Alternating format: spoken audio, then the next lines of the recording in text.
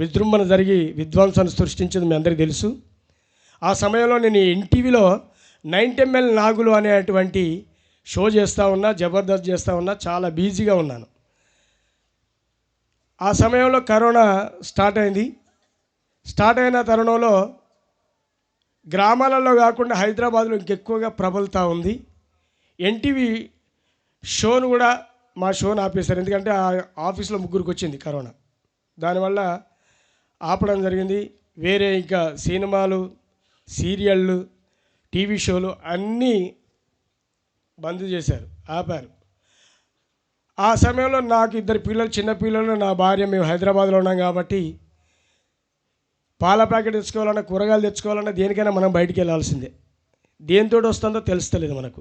కాబట్టి నేను ఉండను ఈ చోట అనుకొని మా ఊరు మహబూబాబాదు, మా ఊరు పక్కన గ్రామం జంగిలిగొండ గ్రామం, ఆడికి వెళ్ళా. నా భార్యను మా పిల్లలను తీసుకొని వెళ్ళిపోయాను. వెళ్ళిపోయాక అప్పుడు అదే సమయంలో ఎందుకో మా చెల్లెళ్ళ భర్తలు వాళ్ళు కూడా అక్కడికి వచ్చారు. మా చాలా పెద్ద కుటుంబం. మేము 3 అన్నదమ్ములు, 4 అక్కలు చెల్లెలు, చాలా పెద్ద కుటుంబం. మేమందరం సందడిగా ఇంట్లో గడిపాం. అయితే కరోనా నాతోటి వచ్చింది ఆల్రెడీ. ఎట్లా తగులుకుందేమో తెలియదు. అప్పటికి తెలుస్తలే నాకు. నాతో చిన్నప్పటి నుండి, అంటే నేను పెద్దవాడిని, తమ్ముడు చిన్నోడు, నాతో కలిసి ఉన్న తమ్ముడికి అదే సమయంలో లవ్ మ్యారేజ్ కుదిరింది. ఈ సమయంలో పెట్టుకునే తమ్ముడు ఎక్కడిదక్కడ లాక్డౌన్ అవుతుంది అంటే, అన్న తప్పదన్నా, ఇక మళ్ళీ లవ్ మ్యారేజ్ కాబట్టి ఇప్పుడు చేసుకుంటేనే అవుతుంది, లేకపోతే తర్వాత అమ్మాయి పరిస్థితి ఎట్లుంటుందో, నా పరిస్థితి ఎట్లుంటుందో తెలియదు అంటే, అది కరీంనగర్ డిస్ట్రిక్ట్ వేములవాడ ప్రాంతం అమ్మాయిది, తమ్ముంది మహబూబాబాద్. ఇక్కడ నుండి నా కారులోనే అందరం వెళ్ళిపోయాం. ఆడ పెళ్లి జరిగే కాడ చాలామంది బ్రదర్స్ వచ్చి, అరే రాజమౌళి వచ్చాడు అన్న, ఒక సెల్ఫీ అన్న ఆమెడబడ్డారు.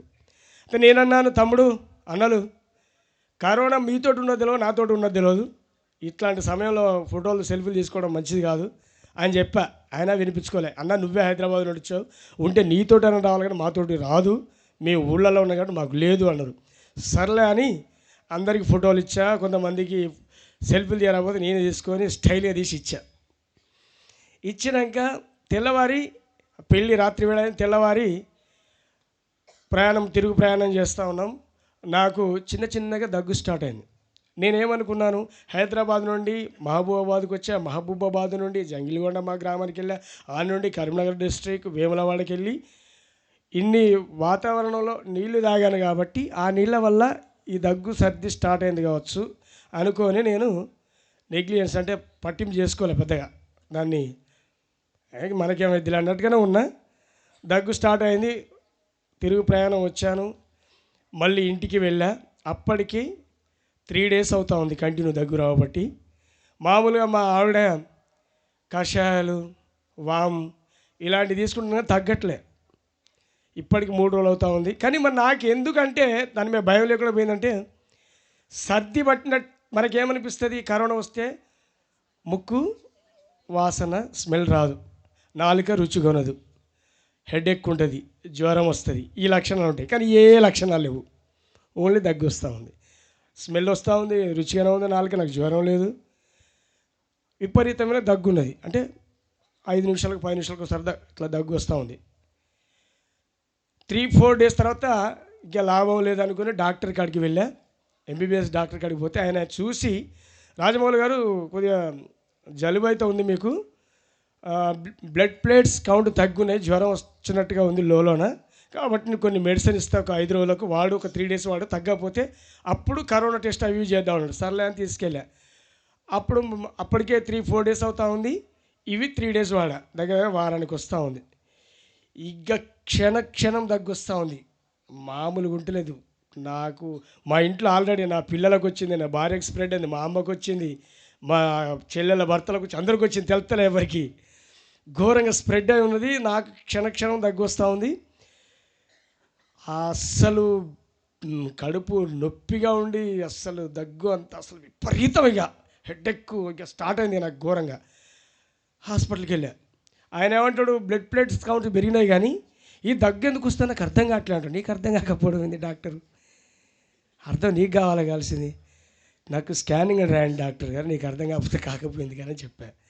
స్కానింగ్ రాసిండు, పోయి స్కానింగ్ తీసుకున్నా. అప్పటికి సమయం 6:30 అవుతుంది ఈవినింగ్.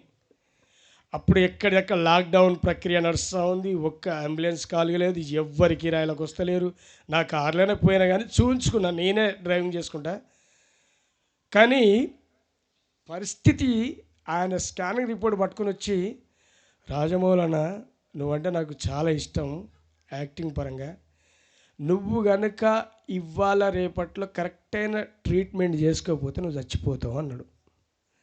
చల్ల చెమటలు పుట్టి నాకు ఇక చెమటలు కారుతాయి. నాకేం అర్థం కావట్లేదు. ఎందుకు అనంటే కరోనా ఘోరంగా నిమ్ము పట్టింది, నువ్వు చస్తావు, బ్రతకవుగా. నువ్వు వరంగల్ పోవద్దు, ఖమ్మం పోవద్దు, డైరెక్ట్ హైదరాబాద్కి వెళ్ళి మంచి కార్పొరేట్ హాస్పిటల్లో ట్రీట్మెంట్ చేసుకుంటే బతుకుతావు తప్ప లేకపోతే బతకమనంటే, ఇక నాకు అసలు ఏం అర్థం కావట్లే. నేను నడపాలంటే హైదరాబాద్కి పోలేను.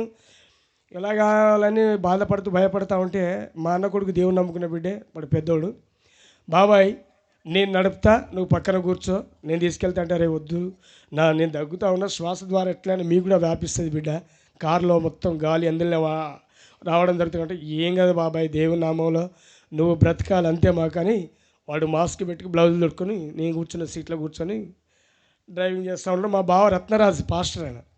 నేను కూడా దేవుని వాక్యం చదువుకుంటూ ముందు కూర్చుంటా, వెళ్దామని అంటాడు. వద్దు బావా, నేనంతా చెప్పినా వింటలేడు. ఆయన కూడా సేమ్ ఆయన అదే పరిస్థితి, ముందు కూర్చున్నాడు, నేను నా భార్య వెనకాల కూర్చున్నాం. బయలుదేరేటప్పుడు నా మిత్రుడు, చూడండి దేవుని సంకల్పం ఎంత గొప్పదో, దేవుని నమ్ముకున్న బిడ్డడే, మా అన్న కొడుకే కావచ్చు కానీ సాహసించాలి కదా, దేవుని నామంలో వచ్చి డ్రైవింగ్ చేస్తాను కూర్చున్నాడు. మా బావ పాస్టర్ గారు వచ్చి ముందు సీట్లో కూర్చొని ప్రేయర్ చదువుకుంటా, వాక్యం చదువుకుంటా వినిపించుకుంటూ వస్తూ ఉన్నాడు. నేను ఫోన్ చేసింది ఎవరికి అంటే, ప్రభు సురేష్ అని దేవుని బిడ్డే, ఆయన హాస్పిటల్ మేనేజ్మెంట్. అన్న నాకు ఇలా పరిస్థితి అని చెప్పేవరకు ఆయన నాకు చాలా మంచి అభిమాని. అన్న డాక్టర్లు 8 గంటల వరకు ఎక్కడో అక్కడ వెళ్తారు కానీ నువ్వు వచ్చేదాకా ఆపుతారు, ఏ టైంకి వస్తావు రా అని. నేను 7 గంటల సమయంలో బయలుదేరాను. నాకు దగ్గర ఆ సమయానికి టైంకి పైసలు లేవు. నా మిత్రుడు వెన్నెల నాగరాజు, బిగ్ బాస్లో చేసిన బోలే గారు నాకు, ఈయన ఒక 2 లక్షలు, ఆయన ఒక 2 లక్షలు ఇచ్చి నన్ను హాస్పిటల్కి సాగనంపారు. వెళ్ళే వరకు కూడా 12:30 అవుతుంది. డాక్టర్లు అట్లనే ఉన్నారు, 5 డాక్టర్లు, పెద్ద పెద్ద వాళ్ళు చూసి నన్ను చూసి కారు దిగి బయటకు వెళ్తున్న, వర్షం కంటిన్యూగా వస్తూ ఉంది, దిగా. వాళ్ళు ఏమన్నారంటే నన్ను చూడంగానే వాళ్ళు ఇచ్చిన మాట ఆ దేవుని పలికించడు కావచ్చు, రాజమౌళన్న వేల లక్షల మందిని నమ్మిస్తారు మీరు, మీకేమైతే ఈ కరోనా మిమ్మల్ని ఏం చేస్తుంది, 3 రోజులలో మిమ్మల్ని లేపి ఇక్కడ ఉరికిస్తాను చూడు, మంచిగా నువ్వు హ్యాపీగా వెళ్ళిపోతావు, నువ్వేం భయపడకు, మేము చాలా పెద్ద డాక్టర్లు, మేము చాలా కరోనా పేషెంట్లు చాలామందిని బ్రతికించినాం అన్నట్టు నాకు చాలా ధైర్యం వచ్చింది. అమ్మయ్య, నేను ఎట్లయితే బతుకు కావచ్చు దేవుడు అనుకున్నాను. తర్వాత నా భార్యను పక్క తీసుకెళ్ళి, అన్న ఎప్పుడు చనిపోయేది తెలియదు, మీరు సంతకం చేస్తే మేము ట్రీట్మెంట్ స్టార్ట్ చేస్తాం. నా భార్య ఏడవకపోతే, నువ్వు ఏడిస్తే మాత్రం ఆయన ఇంటే మళ్ళీ ఆయన డిప్రెషన్లో పోతే బ్రతకడు. అప్పటికే నాకు 573 పెరిగిన షుగరు, బీపీ హెవీగానే ఉంది. ఆ కరోనా వచ్చినప్పుడు అంతే ఉంటాడట బాగా. తీసుకుపోయి ఐసీయూలు ఏసీలు మంచిగా పైసలు దండుకున్నారు, బాగానే నడుస్తూ ఉంది ట్రీట్మెంట్. 1 రోజు 2 రోజులు 3 రోజులు అయితే ప్రతిరోజు మీరు ఒక విషయం గమనించండి, ప్రతిరోజు నాకు రాత్రి వేళ 12 గంటల నుండి ఉదయం 6 గంటల వరకు ఒక గ్లూకోజ్ బాటిల్ ఎక్కుతుంది. అది ఏంటంటే దగ్గు కంట్రోల్ అయ్యి హార్ట్ బీట్ పంక్చువాలిటీ కరెక్ట్గా ఉండడం కోసం ఒక గ్లూకోజ్ బాటిల్ ఎక్కేది ప్రతిరోజు. అది ప్రతిరోజు ఇస్తే తెల్లవారు మళ్ళీ డాక్టర్లు రాగానే ట్రీట్మెంట్ ఇస్తే తగ్గుతాయి అన్నట్టు. ఆ దగ్గు తగ్గడం కానీ నాకు నిద్ర పట్టడం కానీ జరుగుతుంది. ఒకవేళ అది ఇవ్వకపోతే ఆ దగ్గు విపరీతమై హార్ట్ ఆగిపోయి చనిపోయేది కూడా తెలియదు, అంత ఘోర ప్రమాదంలో ఉన్నప్పుడు నేను. ప్రతిరోజు ఇస్తూ ఉన్నారు.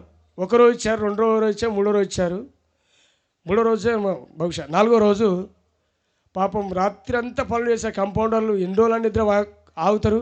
వాళ్ళు ఆ గ్లూకోజ్ పెట్టి అతను 12 గంటలకు ఇవ్వకుండా ఎక్కడో పోయి పడుకున్నాడు. అన్ని కోవిడ్ హాస్పిటల్ కాబట్టి తాళాలు అంటే ఎవరు రూమ్లలో బేడం పెట్టుకొని పడుకున్నారు. 12 అవుతూ ఉంది. నా భార్య నేను లేవలేని స్థితిలో ఉన్నా.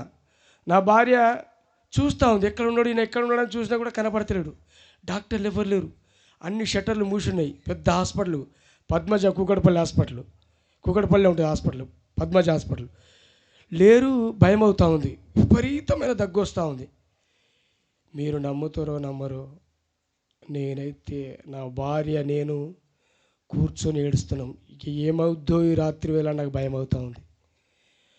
అప్పుడు దేవా, నిన్ను నమ్ముకున్న బిడ్డలం ప్రభా, ఇంత ఘోరమైన విపత్తులో ఉన్నాం, నువ్వు ఏం చేస్తావో ఏమో, ఈ రాత్రి వేళ నన్ను కాపాడు అని ఇద్దరం, నా భార్య నేను హాస్పిటల్ రూమ్లో మోకరించి ఏడ్చుకుంటూ ఘోరంగా ప్రార్థన చేశాం.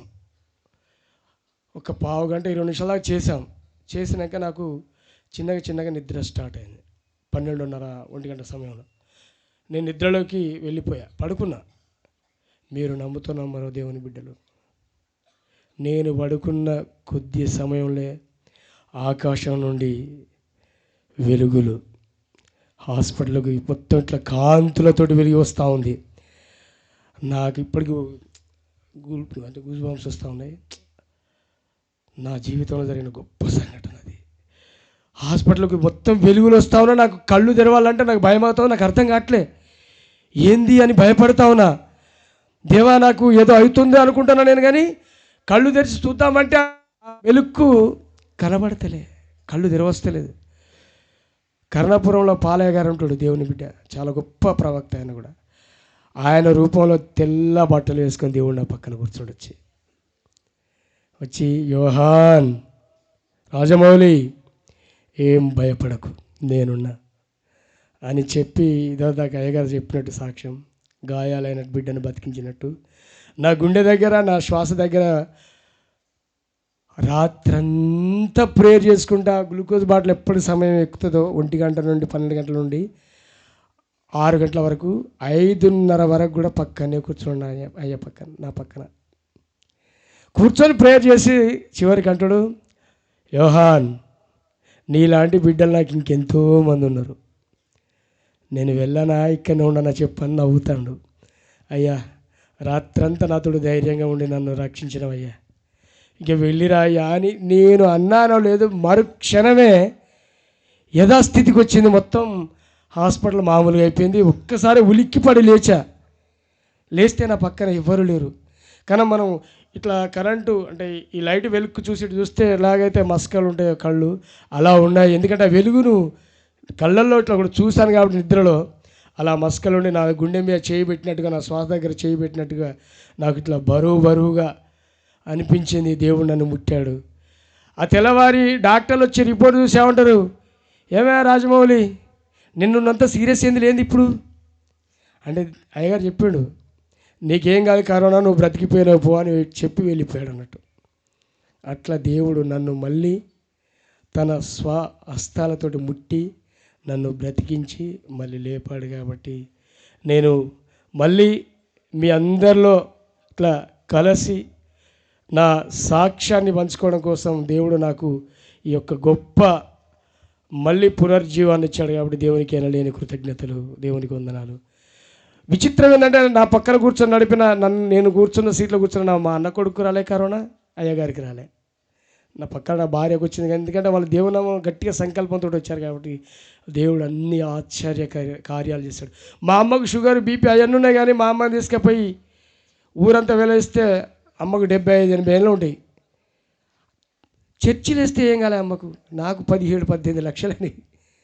తర్వాత దేవుడు నన్ను ముట్టినాక నాకు అంతా బాగా అయిపోయినా. అంటే నా పిల్లలకు వచ్చిన చిన్నపిల్లలకు చర్చిలు వేశారు, మా అన్నలకు వచ్చిన చర్చిలే పడుకున్నారు. అందరు చర్చిలో పడుకున్నారు. వాళ్ళకు ఒక దవాఖాన అంటే ఒక హాస్పిటల్ పోలే, ఏం పోలేదు. కానీ గవర్నమెంట్ అప్పుడప్పుడు ఆశా వర్కర్లు ఇచ్చిన మెడిసిన్ తీసుకొని దేవుని ప్రేయర్లో వండుకుంటూ వాళ్ళు హాయిగా దేవుని నామములో బతకారు. అంటే దేవుడు ఆయన సన్నిధానంలో ఉంటే ఎన్ని గొప్ప కార్యాలు చేస్తాడు, ఎంత గొప్ప దేవుడు అనేది నా చిన్న సాక్ష్యం. నాకు ఈ అవకాశాన్ని కల్పించిన అయ్యగారికి ప్రత్యేకమైన వందనాలు తెలియజేస్తూ, సమయం చాలా కాలాతీతమైంది కాబట్టి నాకు అయ్యా